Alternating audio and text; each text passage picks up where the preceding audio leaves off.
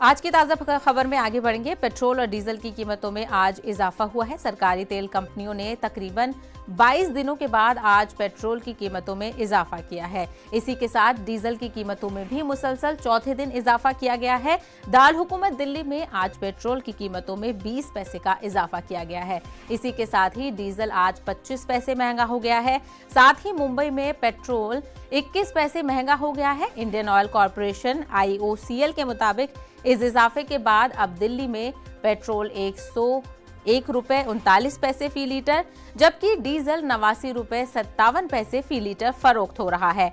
वहीं मुंबई में पेट्रोल की कीमत 107 रुपए 47 पैसे फी लीटर तक पहुंच गई है।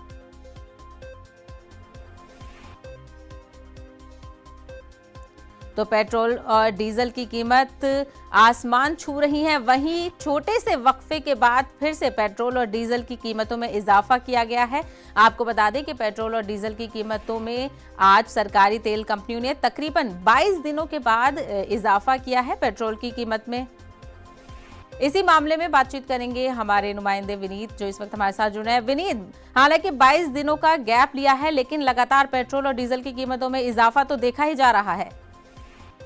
हाँ जी, निश्चित तौर पर सहबा, मैं आपको बताना चाहूंगा कि जिस तरह से अंतर्राष्ट्रीय बाजार में पेट्रोल और डीजल की जो कीमत है वो बढ़ी है, कच्चे तेल की कीमत बढ़ी है, उसका हम असर देख रहे हैं कि आज 22 दिनों बाद पेट्रोल की कीमत बढ़ी है। हालांकि मैं आपको बताना चाहूंगा कि डीजल की कीमत जो है वो पहले में बढ़ चुकी थी, लगातार 4 दिन से बढ़ी हुई है।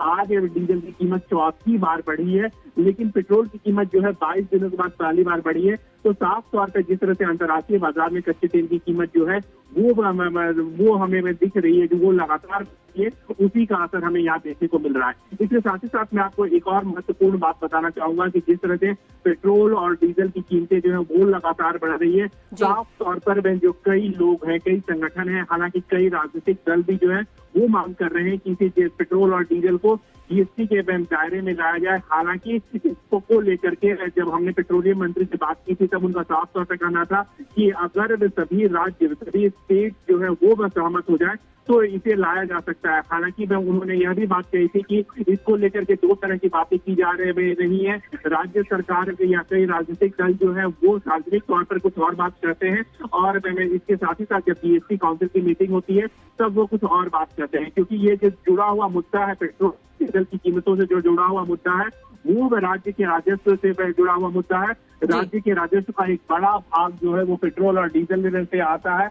इससे जो टैक्स जुड़े हुए रहते हैं उससे आता है, इसीलिए इसे कोई खोना नहीं चाहता। और इसीलिए जब सार्वजनिक तौर पर अलग बात होती है, और जैसा कि पेट्रोलियम मंत्री कहते हैं, और जब GST काउंसिल की बैठक होती है उस वक्त अलग बात होती है। लेकिन विनीत, ये सियासी मुद्दा तो है ही है। सारी जो अपोजिशन पार्टियां हैं वो एहतजाज कर रही हैं, लेकिन कीमतों में इतना इजाफे का जो असर है वो सीधा आवाम की जेब पर पड़ता है, तो उनका इस मामले में क्या रद्द अमल है?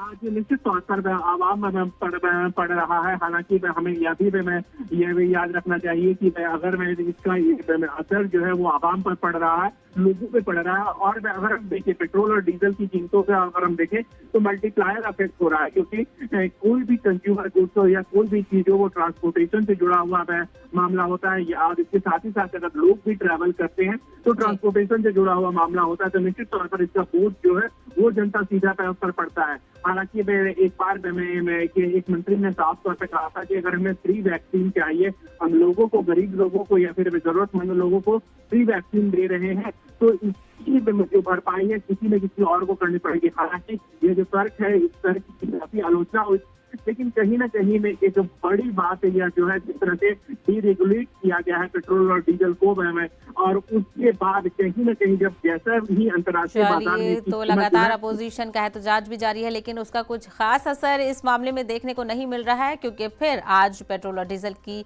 कीमतों में इजाफा किया गया। विनीत, हमसे बात करने के लिए बेहद शुक्रिया। आगे बढ़ेंगे। मरकजी वज़ारत